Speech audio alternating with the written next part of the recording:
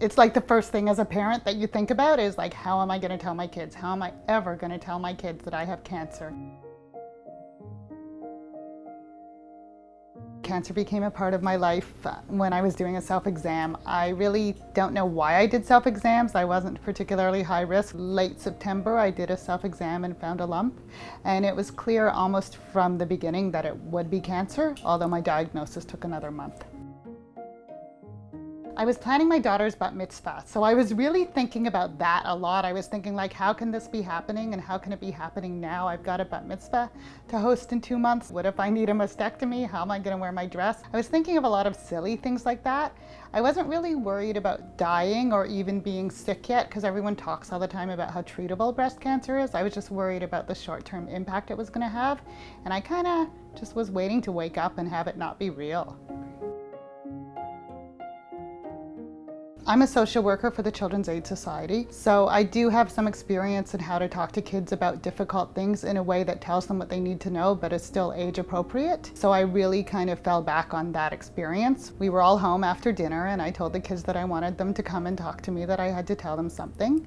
And I kind of asked if they'd noticed anything different lately, and Zoe had, she acknowledged that things had been a bit different, that she thought something was going on. So then I just kind of said it straight out. I said, so, about a month ago, I found a little bump in my boob, and at first I thought maybe it was nothing, but I did a whole bunch of tests, and it turns out the bump is cancer. And I was really quick to kind of get to the next step before they could freak out about that and say, so I'm gonna have surgery and they're gonna cut it out, and I'm gonna have some medicine to make sure it doesn't come back. So the next 6 to 8 months or so are kind of gonna be hard, but I'm gonna be okay.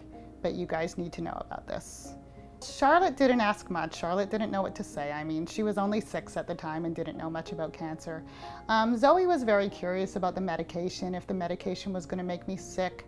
She didn't ever ask if I was going to die, which was a huge relief to me. I was very scared my kids would ask that because I didn't know how to answer that. Of course, the plan is that I won't, but the reality with cancer is once you have cancer, you just don't know. It could come back, it couldn't come back.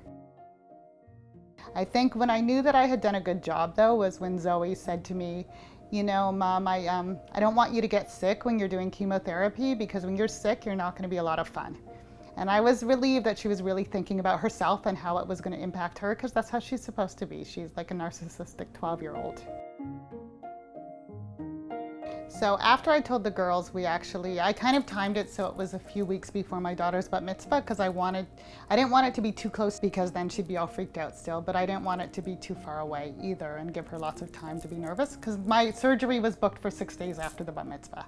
So I had to time everything kind of very carefully to not ruin the Bat Mitzvah, because the Bat Mitzvah was the biggest thing happening in our family except, well, cancer. But I did bring it up every once in a while because I didn't want them to forget, I guess. It's easy to kind of have something not talked about and then forget about it and then be traumatized all over again when it comes up again.